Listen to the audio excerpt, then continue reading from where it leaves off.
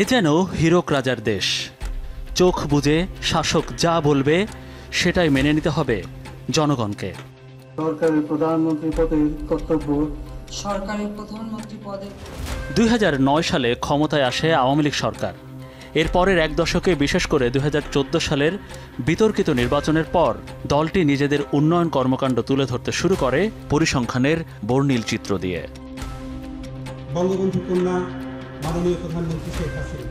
সংবাদ সম্মেলন, ব্রিফিং কিংবা প্রধানমন্ত্রীর ভাষণ, সবখানেই উন্নয়ন হয়ে ওঠে মুখ্য বার্তা।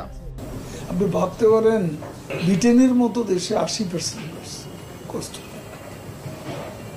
10.1 ইনফ্লেশন, সেখানে আমরা এখনো ইনফ্লেশন 9.1 ছিল, সর্বশেষ এটা 8.9। কিন্তু 2024 সালের জুলাই মাসে রাজনৈতিক উত্তেজনার মধ্যে সামনে আসে এক বিস্ময়কর তথ্য: প্রায় 14 বিলিয়ন মার্কিন ডলার রপ্তানি আয় থেকে উধাও। প্রতিটি জাতীয় দৈনিকে ফলাও করে ছাপা হয় খবরটি। রপ্তানি উন্নয়ন ব্যুরো ইপিবি যে পরিসংখ্যান প্রকাশ করে, সেখানে 2023-24 অর্থবছরে প্রথম 10 মাসের রপ্তানি আয়ে ধরা পড়ে এক গুরুতর অমিল। ঠিক তখনই বাংলাদেশ ব্যাংক তাদের প্রকৃত হিসাব প্রকাশ করে, যেখানে দেখা যায় প্রায় 14 বিলিয়ন ডলার কম রপ্তানি হয়েছে, যা ইপিবির তথ্যের সঙ্গে একেবারেই মেলে না। অলমোস্ট সবারই অভিজ্ঞতা যে রপ্তানি কম, কিন্তু সরকারি যে ইপিবি প্রতি মাসে যেই ফিগার রিলিজ করতো, সেখানে দেখা যাচ্ছে এটা বেড়েই চলেছে।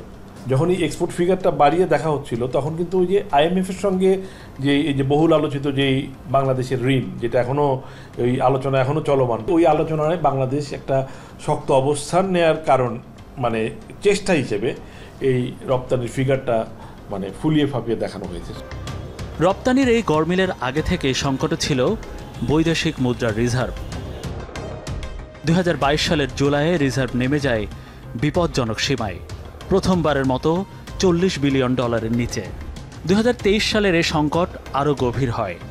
ফেব্রুয়ারিতে রিজার্ভ ছুঁয়ে ফেলে 6 বছরের মধ্যে সর্বনিম্ন মাত্রা। তৎকালীন প্রধানমন্ত্রী সংবাদ সম্মেলনে রিজার্ভ নিয়ে বলেছিলেন, রিজার্ভ নিয়ে অনেকে অনেক কিছু বলতে পারে। হ্যাঁ, আমি তো বলছি যে ঠিক আছে, যদি এত বেশি কথা হয় তো যে পূর্ণ মুশিকও পাবো।